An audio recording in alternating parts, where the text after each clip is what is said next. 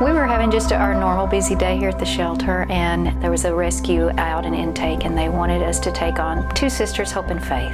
Hope had a little problem with her eye. They wanted me to look at just to make sure that was going to be okay, that we could handle that. So I looked at the eye, and it was a simple thing. We call it a cherry eye.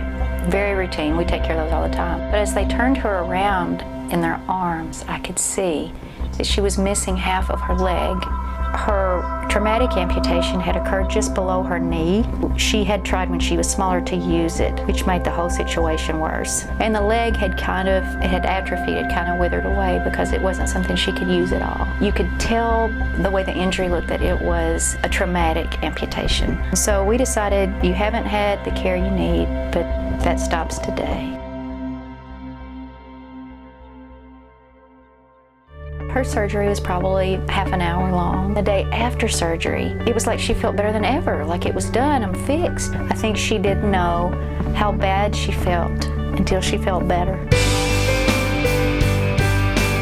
Well, when I have a case like this, the first thing I do when I hit the door is go to the clinic area. I went in the door and the technician said, "She's doing great, look at her." So I walked around the edge. She had 15 toys in there with her, had a huge breakfast, and was having a snack at the minute. So it was like many people had seen her the whole week that she was here while we were getting the infection under control, and I didn't have anybody interested in her.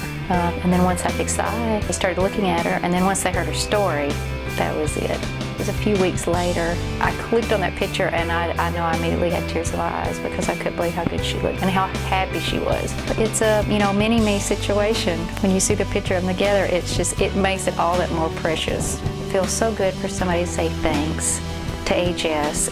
She was a fighter the whole way.